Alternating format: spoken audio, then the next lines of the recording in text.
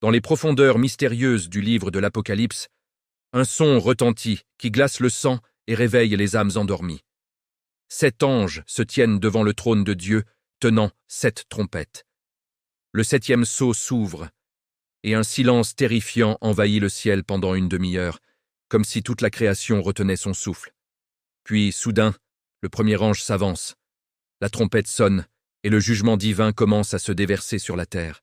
Frères et sœurs, préparez vos cœurs, car ces 7 trompettes annoncent les étapes solennelles du compte à rebours de Dieu. Le drame prophétique se déroule sous nos yeux, et Jésus-Christ, l'agneau immolé, reste au centre de tout. Écoutez jusqu'au bout, car ce message est pour nous aujourd'hui. Si cette parole vous touche, abonnez-vous à la chaîne Récits bibliques et mettez un like pour que d'autres entendent cet avertissement d'amour divin. Le premier ange sonne. Du ciel tombe de la grêle et du feu mêlé de sang, jeté sur la terre. Un tiers de la terre brûle, un tiers des arbres est consumé, toute herbe verte disparaît dans les flammes. La création elle-même, ce jardin que Dieu avait confié à l'homme, gémit sous le poids du péché humain. Souvenez-vous, au commencement, Dieu avait dit que tout était bon. Mais l'idolâtrie, la pollution, l'exploitation ont corrompu ce qu'il avait fait beau. Ce jugement rappelle les plaies d'Égypte, le feu sur Sodome, pourtant ici il est global. Dieu frappe seulement un tiers, car il est patient. Il avertit encore, il appelle au repentir avant que tout ne soit perdu. Le second ange sonne. Une masse énorme, comme une grande montagne embrasée, est précipitée dans la mer. Un tiers de la mer devient du sang, un tiers des créatures marines périssent, un tiers des navires sont détruits. Les océans, sources de vie et de commerce, se transforment en tombeaux. Jésus avait annoncé des signes dans la mer, des nations en angoisse à cause de son mugissement. Cette image évoque le Nil changé en sang sous Moïse. Mais désormais, c'est le monde entier qui tremble. La pollution humaine, les marées noires, la cupidité ont souillé les eaux. Dieu permet ce malheur limité pour secouer les consciences. Réveillez-vous avant qu'il ne soit trop tard. Le troisième ange sonne. Une grande étoile, ardente comme un flambeau, tombe du ciel sur les fleuves et les sources.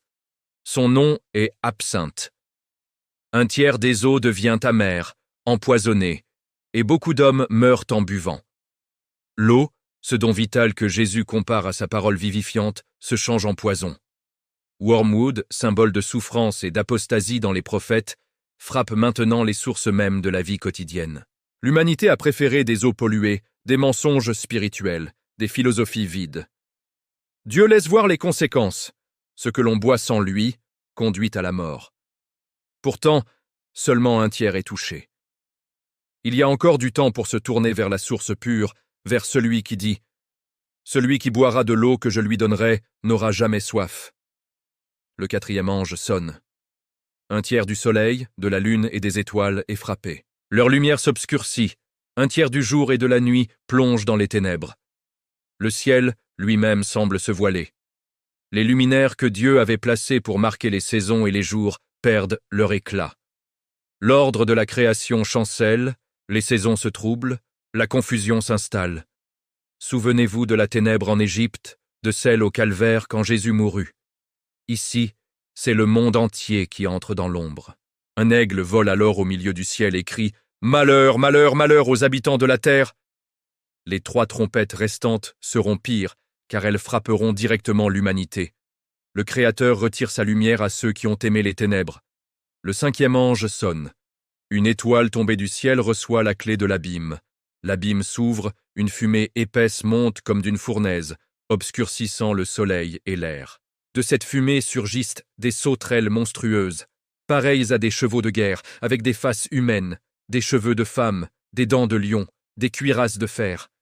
Elles reçoivent pouvoir comme des scorpions, mais ne touchent ni l'herbe ni les arbres, seulement les hommes qui n'ont pas le sceau de Dieu sur le front. Pendant 5 mois, elles tourmentent sans tuer. Les hommes chercheront la mort, mais elle fuira. Leur roi est l'ange de l'abîme, appelé Abaddon, le destructeur. Ces créatures sortent des profondeurs infernales, agents de tourments divins. Dieu protège les siens, scellés par son esprit. Le mal est permis, mais limité. L'humanité crie dans sa souffrance, mais beaucoup refusent encore de se repentir. Le 6e ange sonne. une voix sort de l'autel d'or devant Dieu et ordonne de libérer 4 anges enchaînés au grand fleuve Euphrate. Préparés pour cette heure précise, ils libèrent une armée de 200 millions de cavaliers. Leurs chevaux crachent feu, fumée et soufre, tuant un tiers de l'humanité. Cette vision évoque les jugements anciens, mais à une échelle mondiale. Guerre, forces démoniaques, systèmes destructeurs, tout converge. Et pourtant, le reste des hommes ne se repent pas de ces idolâtries, meurtres, sorcellerie, immoralité et vol. Leur cœur s'est endurci. Dieu frappe pour briser l'orgueil, pour ramener à lui. Mais l'amour rejeté devient justice. Puis, un ange puissant descend, un pied sur la mer, l'autre sur la terre, et jure qu'il n'y aura plus de délai. Jean mange un petit livre doux comme miel, mais amer dans les entrailles. La parole de Dieu est joie pour le cœur, mais douleur face au jugement. 2 témoins prophétisent en sac, frappent la terre de plaies, jusqu'à ce que la bête les tue. Le monde se réjouit, mais après 3 jours et demi, Dieu les ressuscite et les élève au ciel.